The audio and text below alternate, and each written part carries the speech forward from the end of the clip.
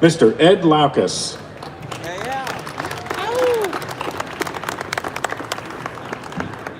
That was weak. Are you kidding me? I thought at least my own team might do a better job. They're still standing there like this. So, all right, good morning, everyone. It's really great to be back here at SEMA. As many of you know, Toyota's rallying cry is "Let's go places." And in 2018, we certainly have been going places. As an example, just this past summer, we introduced the newest member of the Corolla family, which, by the way, is the best-selling vehicle of all time. Now the exciting, new, and very sporty 2009 Corolla hatchback. Hey, Ed, did you see all these Supras out here, man? This is unbelievable. Well. Could keep making the Corolla get better and better. At this point, I'm ready to autocross sports car style rev matching in a car that starts under $20,000. If it's half as good as you make it sound, I'm all over it. So this year we have five Corolla hatchback builds, and Russ going over there to take a look at it. Yeah, let's start with this one. Muscle Tuner Automotive built this with Alex Molina. A beautiful car meant to be really a throwback to the old AE86, the last rear-wheel drive Corolla like the one I have at home, the Hachiroku a lot of us call it. And who better to drive it than Jonathan Castro, drifter racer? I nailed it, didn't I? Yeah. I'm getting really good at the name. He got a chance to drive this thing. A beautiful car, really well built. I'm glad you're here, buddy. Nice to see you. How about right back here? SoCal Customs built this with Julio Ixta, and they've got Frederick Oswald hanging out, the Drift Champ is here. Now this car, this style was all about really mimicking one of the cars that was in the first Fast and Furious. And again, I'm realizing now, if you guys both drove these, Ed, you have my phone number. You can call me if you want people to come drive fun cars, you know? Nice to see you, champ. How about right over here? Everyone who is in this industry knows how important Super Street Magazine is, and when they do a project, they obviously do it right. This car looks like it should be on the floor at the Tokyo Auto Salon. A beautifully done car, super subtle. I love the Volks on there, but wait a second, is that a camera car? Oh my gosh, it's Larry Chin, everybody, one of the greatest automotive photographers of all time, here with his hatchback. He built this with his friends at Hoonigan, and the idea was for Larry to create a car that could match the quality of his work. And if you've seen any of the things that Larry's done, you know that's a big thing. It's got this gorgeous motor crane, remote crane on there. They are using it right now. What's up, fellas? This whole design was meant to be mobile. They can take all this stuff off the car, pack it in 5 cases, and go places. Larry, you crushed it, brother. Great to see you. If you haven't seen Larry's video, by the way, on YouTube when he got stuck in the DFW airport, you just aren't living right. This beautiful thing right here, though, when you talk about legendary names, TRD and Papadakis Racing are two of the greatest, and they built this car. This is a clone car to Frederick Osbo's drift car that they built. Now that car, when it went out, won its debut race and also finished second in the Formula Drift standings. A beautiful car right here that I would be happy to drive every single day, rear-wheel drive converted. I mean, Ed, when you talk about these cars, it's clear these are meant to be a legend. So, Rutt, you want to talk about some legends? Why don't you come over here and let's talk about some trucks. I've got a classic Toyota Baja racing truck over here, driven by none other than 15-time off-road racing champion Ivan Ironman Stewart, on some of the most toughest and most brutal terrain in the entire planet. I mean, what's crazy is when you look at this truck, this thing took such a beating, but it still looks like it could go race tomorrow. So, Ed, I gotta know, is this truck the inspiration for all these TRD pros that I see right here? I can't tell you what could be more inspiration for all of us in these championships with Ivan. So, and a big shout out to him. He's been such a great ambassador for us for all these years. These TRD pros over here are built for our most adventurous truck buyers. We've got Fox bypass shocks paired with TRD springs in the front, piggyback reservoirs on the rear shocks that house additional oil, as well as skid plates. It's really the works. I mean, these things are sick. I mean, it kind of gets me thinking about wanting to build a new truck, but I want to know, what do you have for somebody who's looking to customize his or her own vehicle? Where should they start? Well, if you're thinking about building your own thing, you really can't go wrong with starting with an SR5, a Tacoma Tundra, or even a 4Runner. And with our new full line of TRD truck accessories, you can build one just the way you like it. And they're all on display right over here. Man, you got me thinking about that. I'm really thinking about hard, but I gotta know, what is this truck right over here? Oh, that one?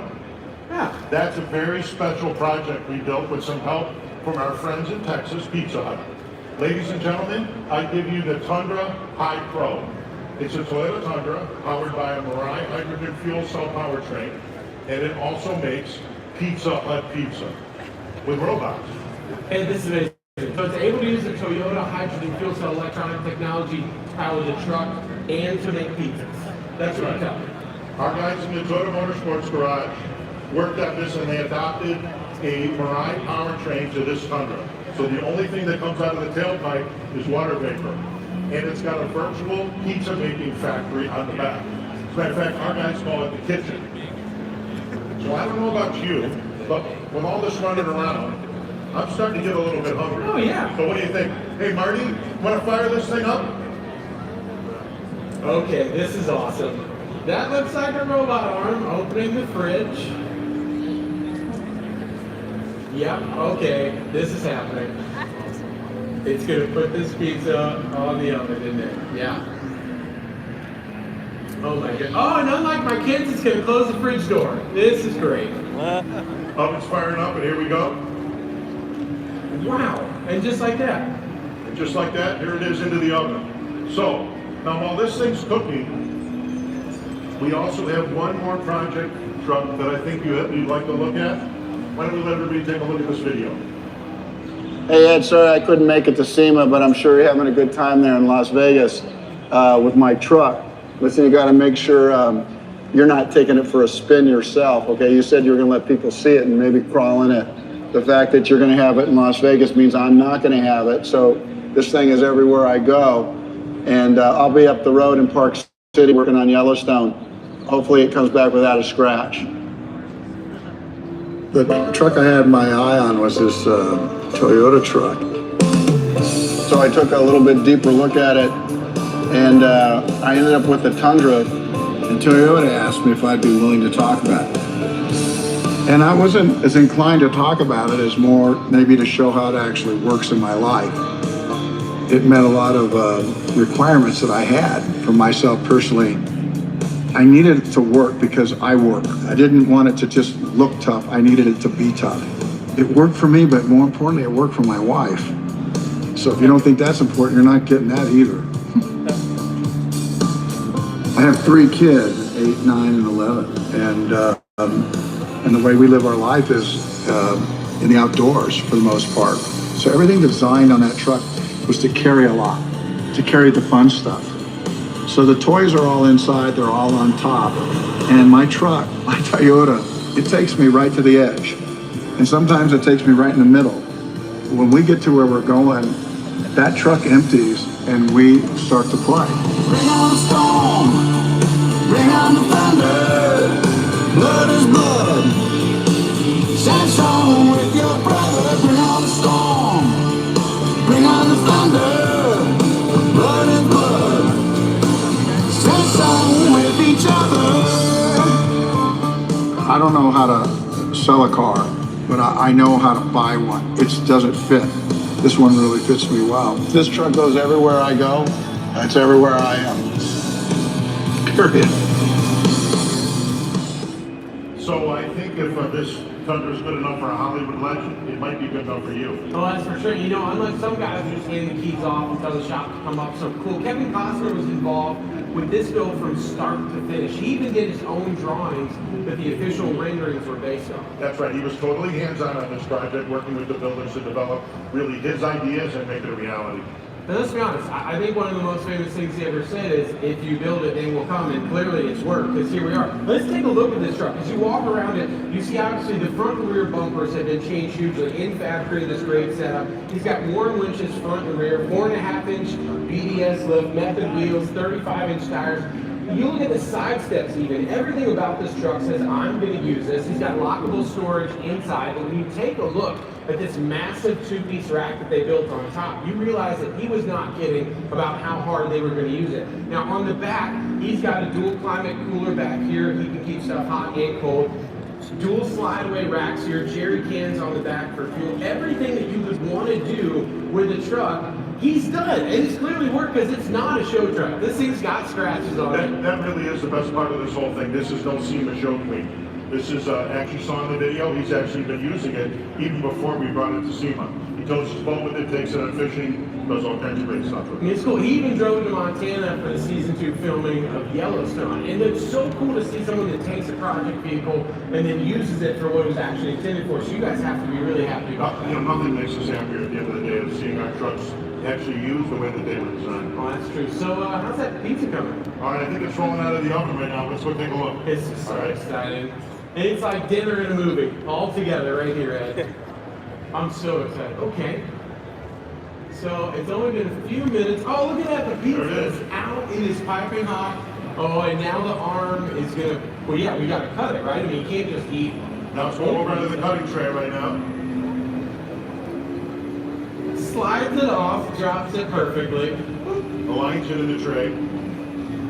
To think about the time and energy it took to make this work perfectly, and all it's putting out is water vapor. Imagine the pizza, this truck pulls up in front of your house and makes a pizza, you walk right out, and there it is, fresh. The greatest tailgating of all time. Perfect. All right, I feel like your now it's going to spin the cutter, it's cutting it. Now remember, Rod, I'm from Chicago, so we got to also have to program this how to cut in squares, not always in high shape. So I got the engineers working on that too. Hard to take the Chicago out of the guy, isn't it? Right. And some deep dish eventually. Well, we don't have to talk about the deep dish. It's actually just a pastry with toppings. We can worry about that later. But the fact that this thing is going to cut this pizza, it's not going to box it too, is it? So you know what's amazing is new. These robots are actually similar to the robots that we use in San Antonio where the Tundra's made. So I know the guys are stoked about seeing this. This is so cool. So here it comes over to the box. It's going to box it up. Right now, Mike Helton is over there calling people like, guys, forget catering. I've got a whole new Here we idea. go. And we're going to close the lid. But wait, there's more. Come on. Here it comes. Oh, there's like a cutout in the bed here. Slides out and actually pushes it right through. So here it is. Beautiful pizza. But there's the grand finale is coming right Let's now. say if I'm over here doing comes the stuff, how grand am I finale. going to know the pizza's ready? Watch the robot. Pizza's ready, baby. That's it. This is fantastic. I'm just gonna load it up here. That's great. That's hot. All right, while you're chopping on that, I'm going right over here. Pizza, so they can enjoy morning pizza. There you go. How do you Enjoy like it? that. What do you think of that? We really stuck through this whole pizza.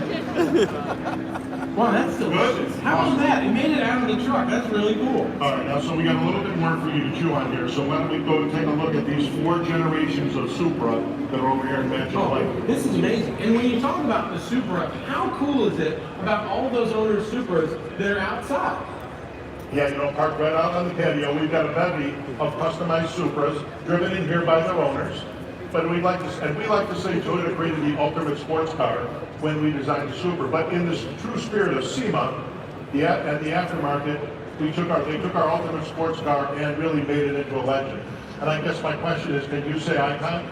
Oh, I mean, you couldn't have said it better. Ed. When you talk about icon in the Supra, that's an understatement. Can you believe it's been almost 40 years since this car rolled down the assembly line? And it's been 20 years since it's been on sale in the United States. 20 years. Yeah, you don't have to tell me that. I think about that every single day. Let's take a look at these. If you start right down here at the very first Supra, it was the Celica Supra, rolled off the line in 1979, meant to be a better, faster Celica. And obviously took a lot of style. It was a really cool car and very, very different. In 1982, the second gen debuted with a Lotus tuned suspension, dual overhead cam. The pop-up headlights look so good on these things. You love the 14-inch Super Mags. I mean, this is a real icon of the car. In 1986, and after the Supra became its own name badge away from the Celica, this car right here was a beauty. The target top, first model with the electronic suspension damping, and then the Mark IV. I mean, 1993, this car debuts.